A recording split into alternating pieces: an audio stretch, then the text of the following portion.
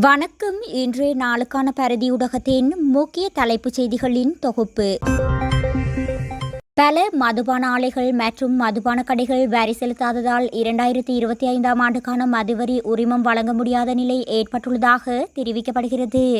நாடளாவிய ரீதியில் சுமார் 4500 மதுபான நிறுவனங்கள் மற்றும் மதுபான சாலைகள் உள்ளதாகவும் தற்போது 2025ஆம் ஆண்டுக்கான உரிமங்களை சுமார் 200 பேருக்கு பெற்றுக்கொள்வதற்கான வரி அனுமதி அறிக்கைகளை உள்நாட்டு இறைவரி திணைக்களத்திடமிருந்து மதுவரி திணைக்களம் பெற்றுள்ளதாகவும் குறிப்பிடப்படுகிறது.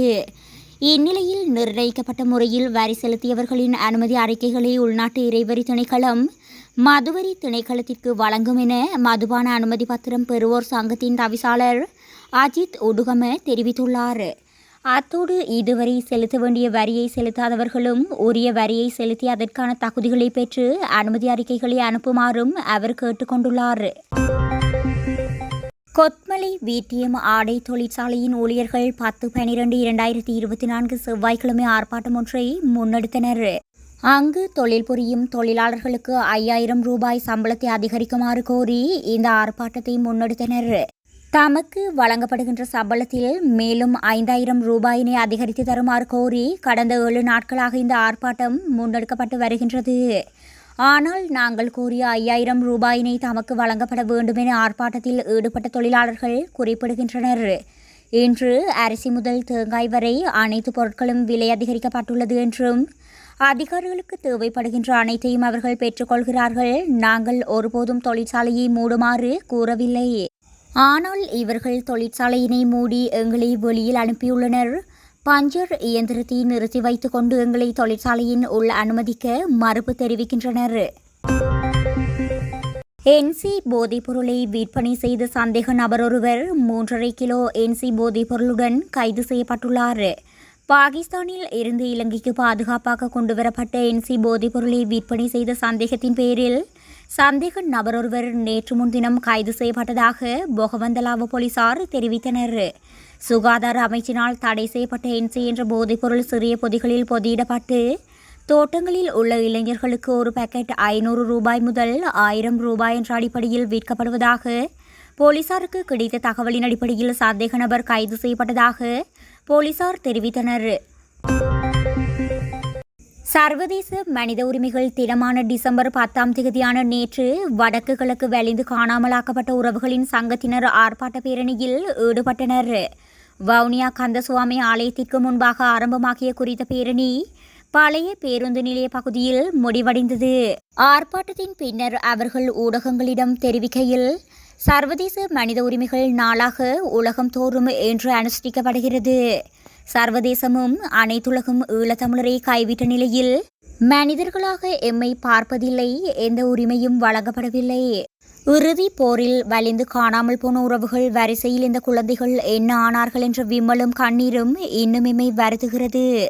எமக்கு இழைக்கப்பட்ட இந்த அநீதியை நாம் சர்வதேசத்திடம் கேட்டுக்கொள்கிறோம். இது அந்நியர் தினமோ ஆசிரியர் தினமோ அல்ல, அவ்வாறு கூறிக்கொண்டு கடந்து செல்ல முடியாது எனவும் தெரிவித்துள்ளனர். ஹோட்டல் ஊழியர்களுக்கிடையில் ஏற்பட்ட மோதல் ஒன்றில் ஊழியர் ஒருவரால் கத்தியால் குத்தப்பட்ட மற்றொரு ஊழியர் உயிரிழந்துள்ளார்.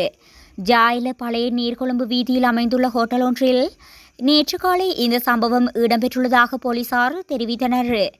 இரு ஊழியர்களுக்கும் இடையே வாக்குவாதம் ஏற்பட்டதை அடுத்து ஊழியர்களில் ஒருவர் மற்ற ஊழியரின் கழுத்து மற்றும் காலில் கத்தியால் தாக்கியுள்ளார். கத்திக்குத்து தாக்குதலில் படுகாயமடைந்த ஊழியர் ராகம வைத்தியசாலையில் அனுமதிக்கப்பட்ட போது உயிரிழந்துள்ளதாக தெரிவிக்கப்படுகிறது. விஜயகுமார் என்ற நபரே இவ்வாறு கொல்லப்பட்டுள்ளார்.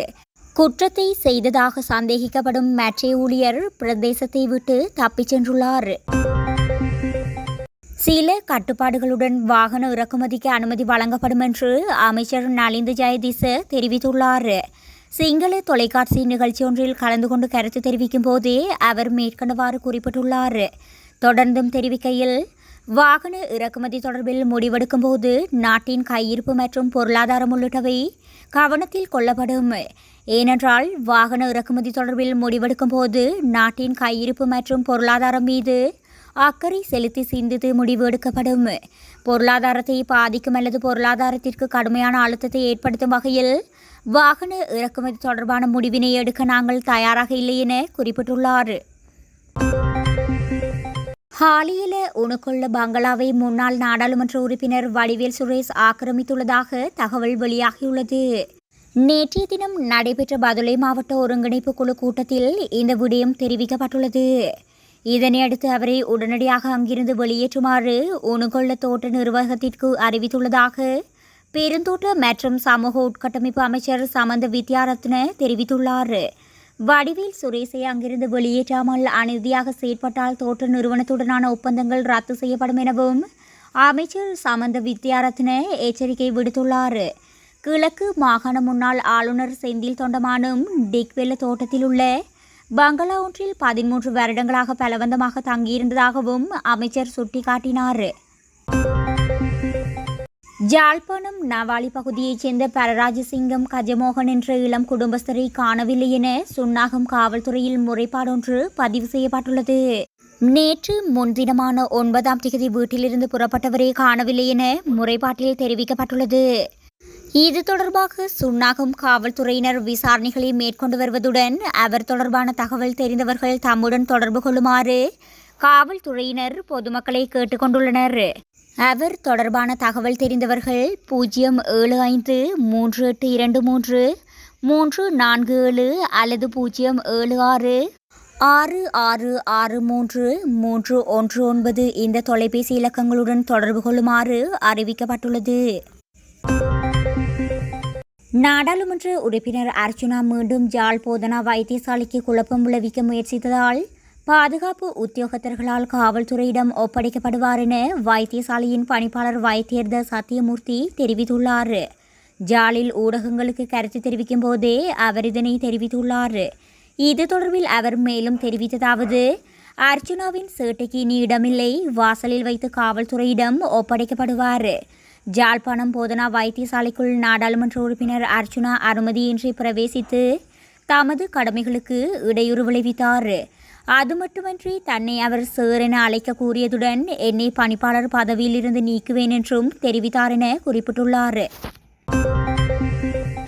கொழும்பு குற்றத்தடுப்பு பிரிவின் முன்னாள் பணிப்பாளர் உதவி காவல்துறை அத்தியட்சகர் நெவில் சில்வாவை விளக்கமறியலில் வைக்க நீதிமன்றம் நேற்றைய தினம் உத்தரவிட்டுள்ளது. குற்றப்புலனாய்வு பிரிவினர் நேற்று முன்தினம் அவரை காவல்துறை களப்படை தலைமையகத்தில் வைத்து கைது செய்திருந்தனர். இதன்படி நெவில் சில்வா நேற்றைய தினம் ரத்னபுரி நீதவான் நீதிமன்றில் முன்னிலைப்படுத்தப்பட்டதை அடுத்து எதிர்வரும் 13ஆம் தேதி வரை விளக்கமறியலில் வைக்கப்பட்டுள்ளார். 2023 ஆகஸ்ட் மாதத்தில் முறைப்பாட்டாளர் ஒருவருக்கு சார்பாக செயற்பட்டமை தொடர்பில் குற்ற புலனாய்வு திணைக்களத்திற்கு கிடைத்திருந்த முறைப்பாட்டின் அடிப்படையில் நெவில் சில்வாவிற்கு எதிராக விசாரணைகள் ஆரம்பிக்கப்பட்டிருந்தன. இனம் சார்ந்த விடுதலையினை பெற்றுக் கொடுக்க வேண்டும் என்ற வகையில் நாம் தமிழ் தேசிய கூட்டமைப்பாக ஒன்றிணைய வேண்டும் என ஜனநாயக தமிழ் தேசிய கூட்டமைப்பின் நாடாளுமன்ற உறுப்பினர் செல்வம் அடைக்கலநாதன் தெரிவித்துள்ளார். செல்வம் அடைக்கலநாதன் மற்றும் முன்னாள் நாடாளுமன்ற உறுப்பினர் வினோ நோகராதலிங்கம் ஆகியோரின் பன்முகப்படுத்தப்பட்ட நிதியிலிருந்து பெறப்பட்ட விளையாட்டு உபகரணங்கள் நேற்றைய தினம் கழகங்களுக்கு வழங்கி வைக்கப்பட்டது. வவுனியாவில் இடம்பெற்ற இந்த நிகழ்வில் கலந்து கொண்ட பின்னர் கருத்து தெரிவிக்கையிலேயே அவர் இவ்வாறு குறிப்பிட்டுள்ளார். மகாவலி ஆற்றில் மிதந்து கொண்டிருந்த சடலம் ஒன்று மீட்கப்பட்டதாக நாவலப்பிட்டி காவல்துறையினர் தெரிவித்துள்ளனர். குறித்த சடலம் நேற்றைய தினம் மீட்கப்பட்டுள்ளது. நாவலப்பிட்டி ஹப்புகஸ் தலாவ பிரதான வீதியில் மெல்லந்த பாலத்தின் கீழ் மகாவலி ஆற்றில் சடலம் ஒன்று மிதப்பதாக கிடைத்த தகவலின் பேரில் நாவலப்பட்டி காவல்துறையினர் சம்பவ இடத்திற்கு சென்று சடலத்தை மீட்டுள்ளனர்.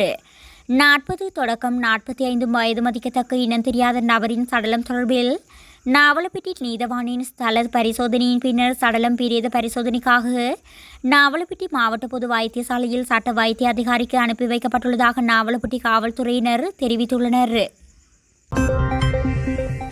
சபாநாயகர் அசோகர் ரங்வல பெற்றதாக கூறப்படும் கலாநிதி பட்டம் குறித்து சமூகத்தில் சர்ச்சையான விவாதம் உருவாகியுள்ளது. அவர் உண்மையில் கலாநிதி பட்டம் பெற்றுள்ளாரா என்பதை சபாநாயகர் உறுதிப்படுத்த வேண்டும் எனவும் குறித்த சமூக சந்தேகத்தை அரசாங்கம் நீக்க வேண்டும் எனவும் எதிர்க்கட்சிகள் குறிப்பிட்டுள்ளது. சபாநாயகர் அசோகர் ரங்வல பொது தேர்தலில் போட்டியிடுவதற்கு முன்பே அவரை பற்றிய அறிமுகங்களில் கலாநிதி என்ற பட்டம் பயன்படுத்தப்பட்டது. சபாநாயகராக பதவியேற்ற இலங்கை நாடாளுமன்ற இணையதளத்தில் அவரது பெயர் கலாநிதி அசோகர் ரங்வல என்று பதிவு செய்யப்பட்டது. ஆனால் அவருக்கு சட்டப்படி அங்கீகரிக்கப்பட்ட கலாநிதி பட்டம் இல்லை என பல்கலைக்கழக பேராசிரியர்கள் உட்பட பல தரப்பினரும் சமூக வலைத்தளங்களில் கருத்து தெரிவித்ததால் சமூகத்தில் விவாதம் உருவானது.